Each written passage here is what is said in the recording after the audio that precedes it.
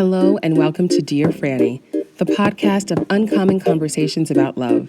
I'm your host, Francesca Hogi. I have a question for you. It's a question that has been coming up a lot lately, and people have been asking me, which is a version of, are progressive women totally screwed when it comes to dating?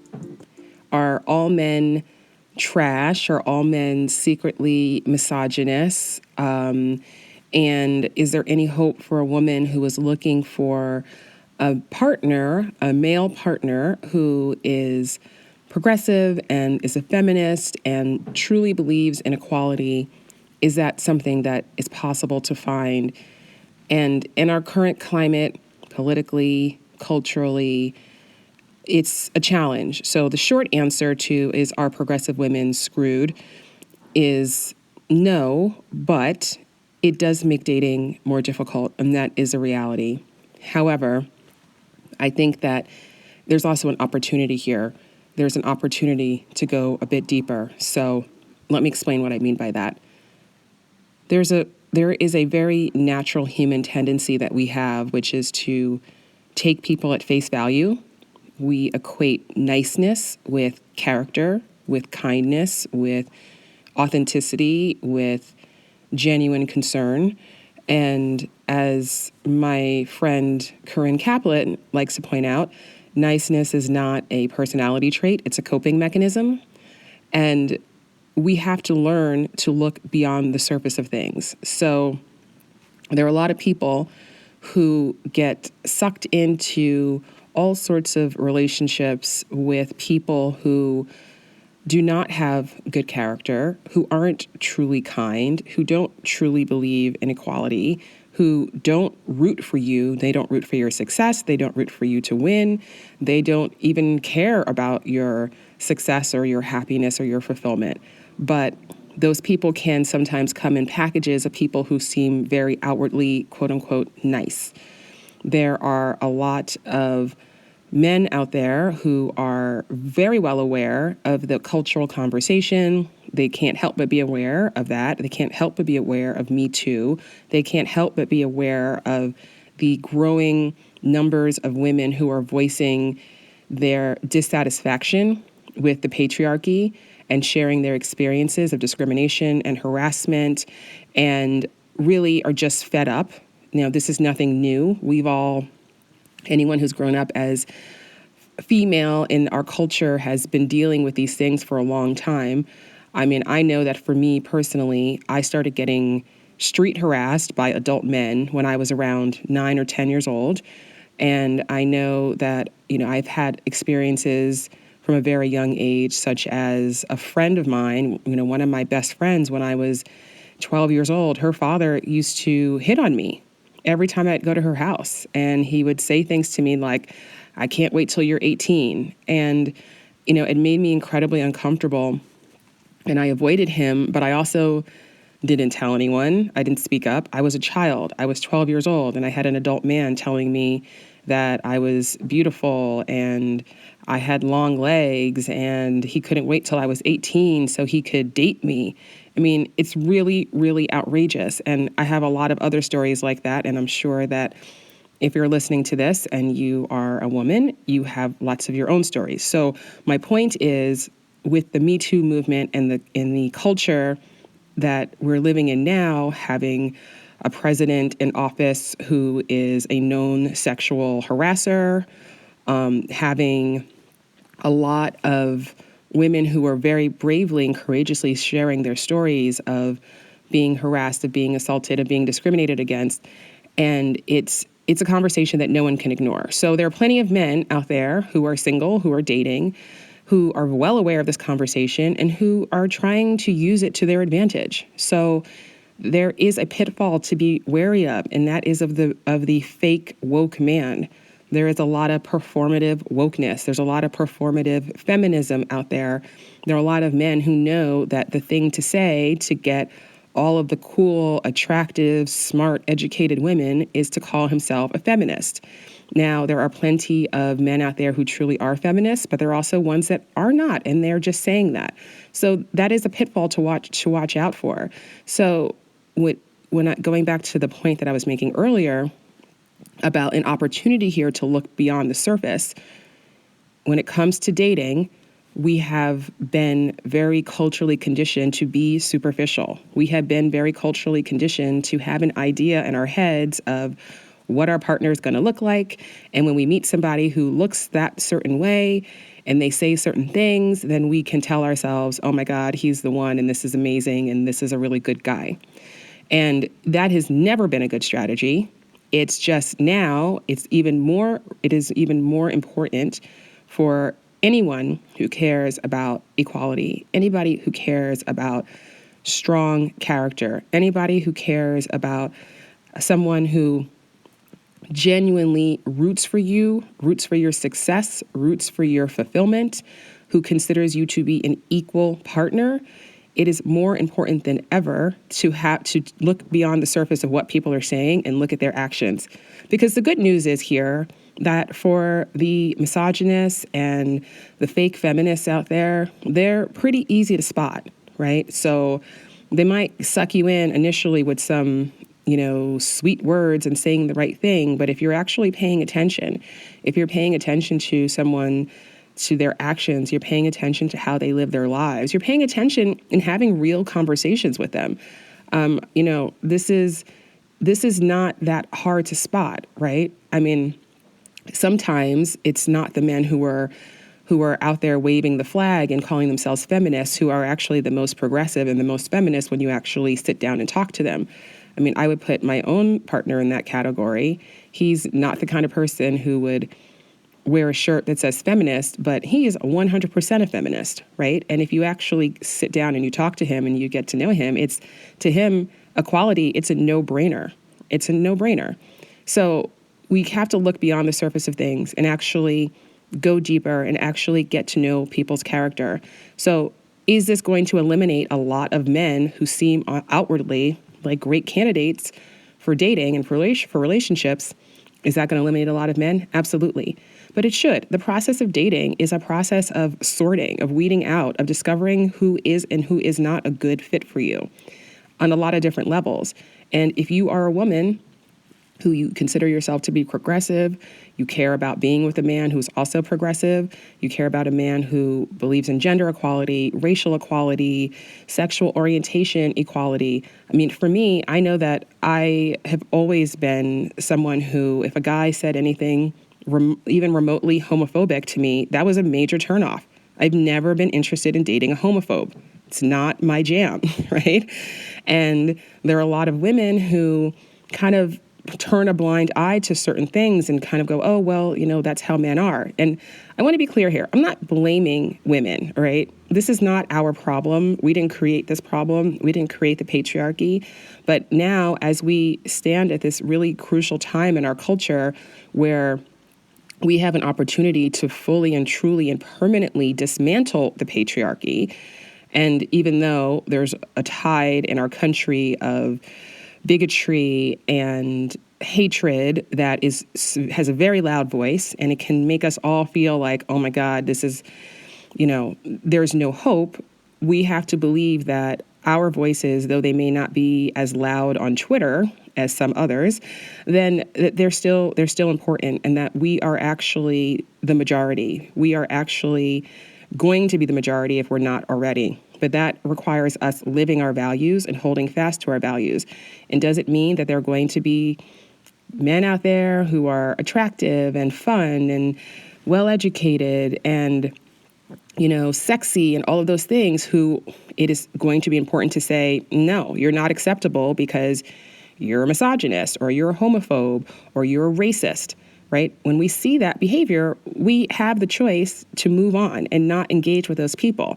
So that is the encouragement that I want to give to you.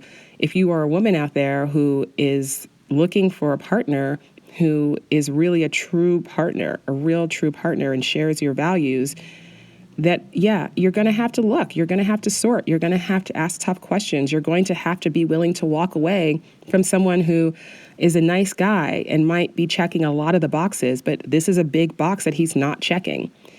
And, Another thing to add here is self-love is something that I'm always talking about, and I'm usually talking about it from the perspective of you loving yourself. But it's also important to know that if you're looking for a relationship, you need to prioritize finding a relationship with someone who loves himself.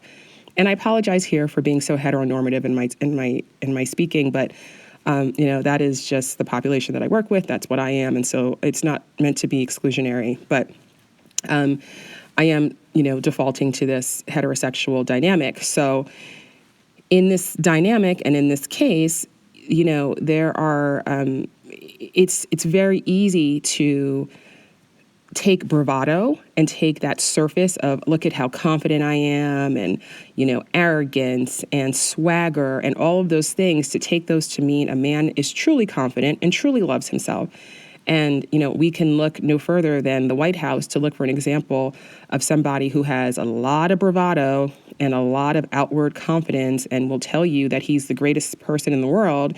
But anyone who knows anything about human psychology and human nature knows that the people who are the most confident, the people who love themselves the most, do not have to go around and telling people that all the time.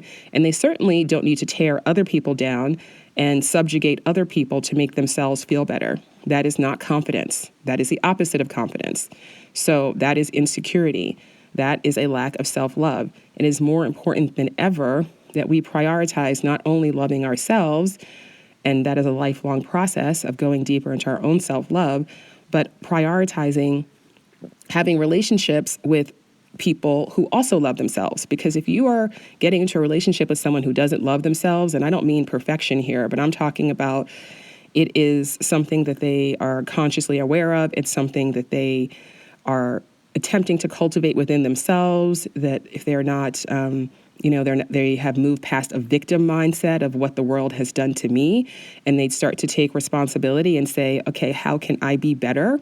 Right? These are the circumstances. This is the hand that I've been dealt, but what can I do about it?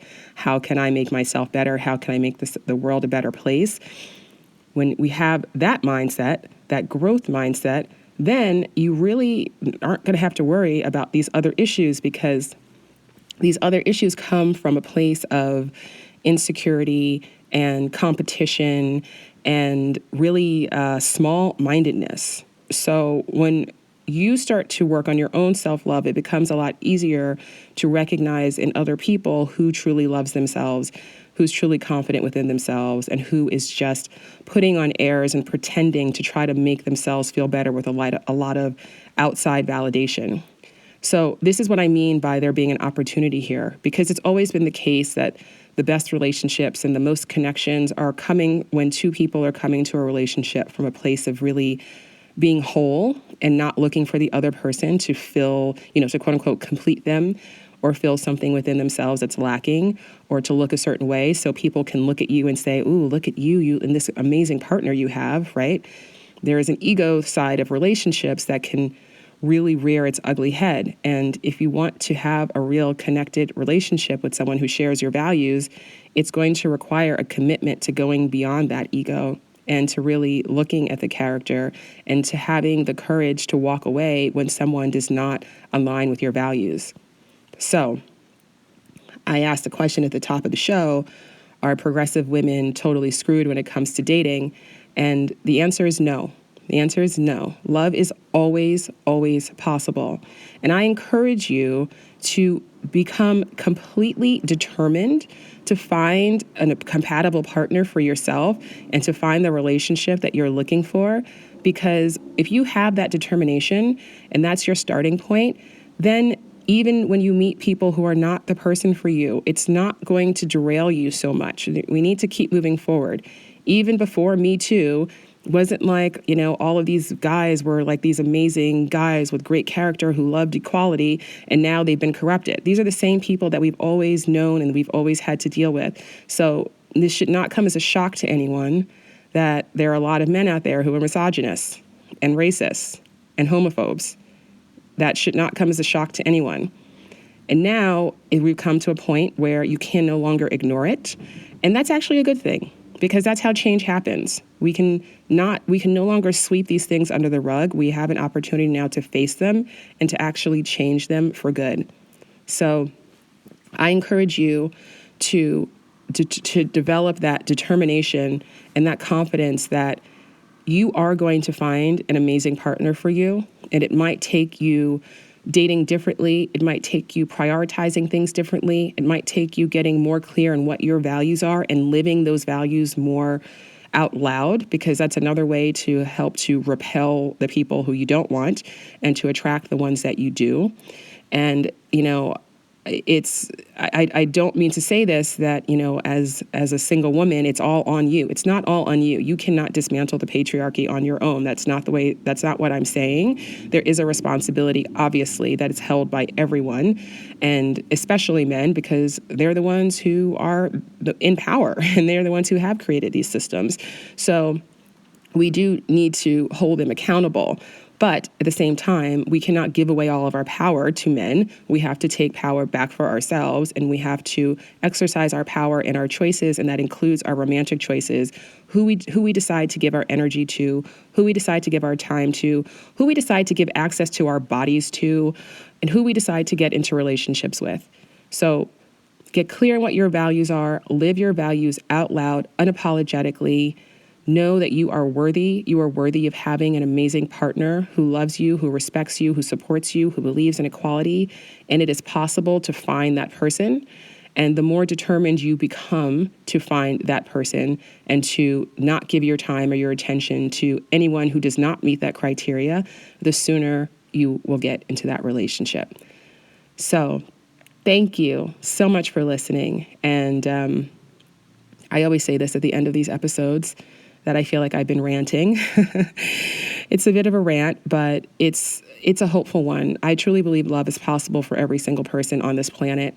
True love. Now, there is a lot of conditioning. There's a lot of obstacles, very real obstacles to that happening for a lot of people. I got an email today from a woman who was a little frustrated with the newsletter that I sent out because she felt that my advice wasn't taking into account the challenges of women of color online. And that's not what my email was about. My email was about a much more tactical piece of when you're on a date and kind of staying present in the moment and out of your head. But her email to me was very impassioned, and my heart went out to her because I know how challenging it is out there. I know how demoralizing it can feel. We're getting these messages all the time of how hard it is and how much racism and how much misogyny, and those things are all very real. But there are also people out there who have good hearts.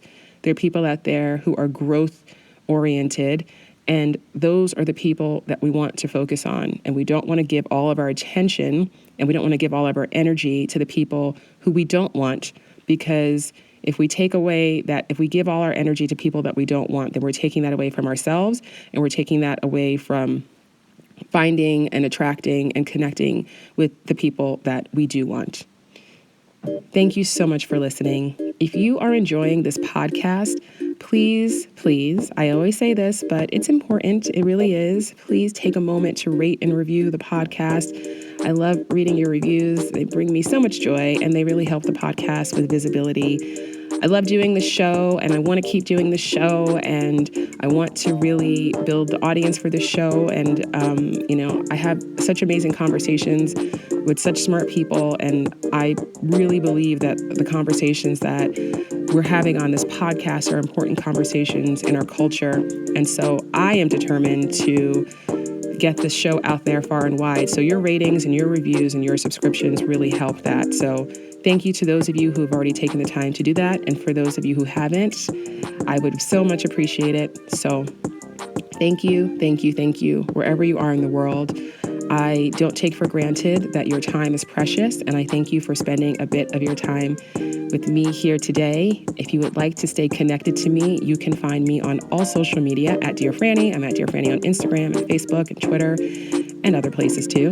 And you can also stay in touch with the podcast at Dear Franny Podcast on Instagram and Facebook. Thank you so much. Have a beautiful day. Until next time.